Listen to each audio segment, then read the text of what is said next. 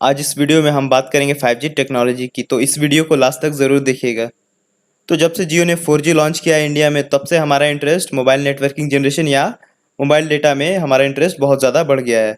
तो जैसे 1G या 2G या 4G है, वैसे ही हमारे पास 5G आने वाला है।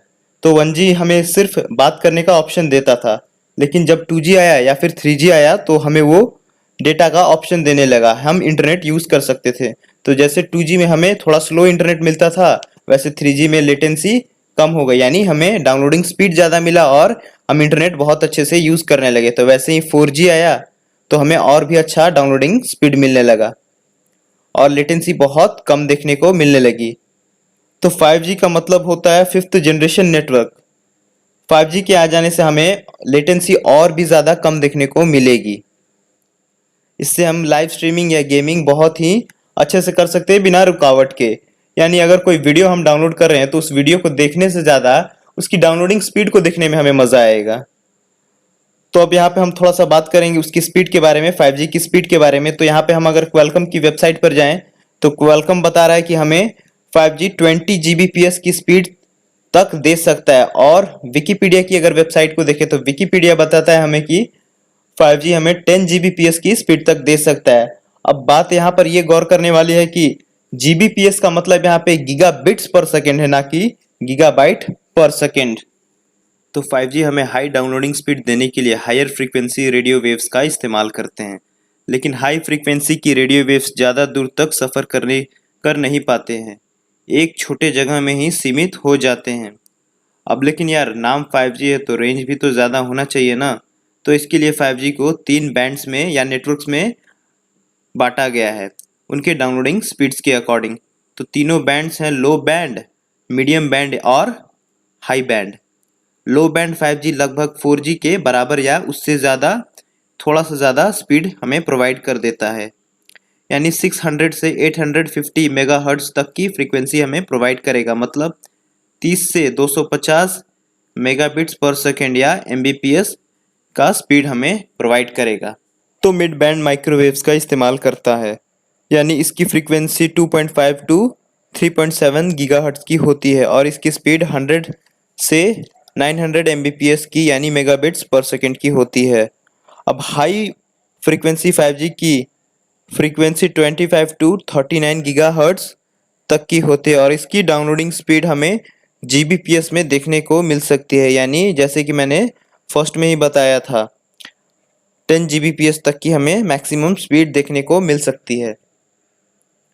तो लो बैंड और mid band high speed provide करने के लिए वायरलेस मीडियम का इस्तेमाल करते हैं, पर हाई बैंड 5G एक वायर्ड मीडियम का इस्तेमाल करता है। ये इंटरनेट केबल्स हो सकते हैं या फिर ऑप्टिकल फाइबर्स केबल्स हो सकते हैं जो कि हाई स्पीड प्रोवाइड करते हैं। ऑप्टिकल फाइबर्स केबल्स की एक खास बात यह है कि ये बहुत स्पीड में काम करता है, बिल्कुल लाइट के जैसे, लाइट के स्पीड के जैसे। और वायरलेस मीडियम यानी टावर का एक डिसएडवांटेज ये है कि अगर कोई आयनाइज्ड पार्टिकल इनके सिग्नल के बीच में आ जाए या फिर बहुत तेज़ आंधी आ जाए तो भाई 5G का सिग्नल तो 2G का कनेक्शन हमें देना स्टार्ट कर देगा। एक और डिसएडवांटेज है टावर का कि ये सिग्नल एक स्ट्रेट लाइन में छोड़ता है, लेकिन हमारी धरती गोल है, जिसकी वजह से हमें थोड़ी थोड़ी दूरी पर ही टावर्स को इंस्टॉल करना पड़ता है। तो अब थोड़ा बात कर लेते हैं 5G टेक्नोलॉजी से होने वाले फ़ायदों की। तो इससे सबसे ज़्यादा फ़ायदा IoTs यानी इंटरनेट ऑफ थिंग्स हमें देने वाले हैं। जैसे हमारे घर में TV, smart TVs, cars, kitchen appliances होते हैं, तो इन सब चीज़ हमें बहुत सारे फ़ायदे दे सकते हैं। तो अगर हम बात करें कार की, तो भीड़ भाड़ वाले एरिए में जब ड्राइवरलेस कार गाड़ियाँ चलेंगी तो 5G की मदद से गाड़ियाँ एक दूसरे से कम्युनिकेट कर पाएंगी रियल टाइम में और एक दूसरे से बात कर पाएंगी कि किस गाड़ी को किधर जाना है और किधर मुड़ना है और कितने स्पीड में जाना है, ट्रैफिक को देखते हुए। इससे क्या होगा, इससे एक्सीडेंट्स बहुत कम हो जाएंगी। फिर बारी आती है ड्रोन्स की। तो फ्यूचर में ड्रोन्स ही लाइफ सेवर का काम करेंगे, इमरजेंसी में ड्रोन्स ही हमारे मदद करेंगे। यानी मान लीजिए हम अपने दोस्त के घर विजिट किए थे और वहाँ पर अपने ही घर का चाबी भूल गए, तो फिर जाना और चाबी लाना तो एक बहुत बड़ा बेकार काम हो जाएगा। तो इसलिए ड्रोन्स की मदद से हम क्या करेंगे, अपने मोबाइल से ही उसको सिग्नल देंगे और वो जा करके हमारे दोस्त से के घर से चाबी को लेकर आ जाएगा।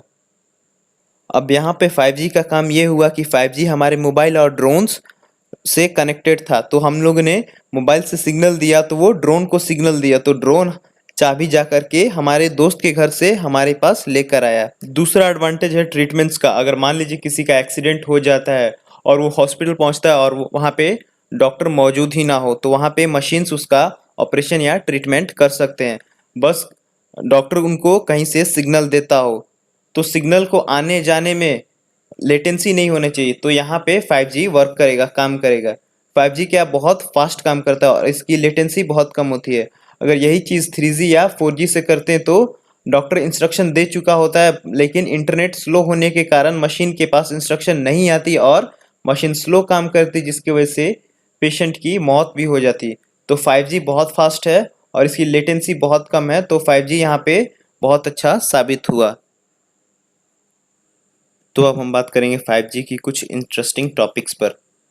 5G 2016 में ही आ चुका है। 2019 में 5G का इस्तेमाल बहुत सारे देशों ने करना स्टार्ट कर दिया था। दुनिया का सबसे पहला 5G स्मार्टफोन 6 मार्च 2020 में बना था। दुनिया का सबसे पहला 5G smartphone Samsung Galaxy S20 है। नोकिया ने बताया कि वो दुनिया का सबसे ज़्यादा रेंज वाला 5G फ़ोन बनाएगा। तो ये सब थी 5G की। तो अगर आपको ये वीडियो अच्छा लगा हो तो वीडियो को लाइक करें और हमारे चैनल को सब्सक्राइब करें।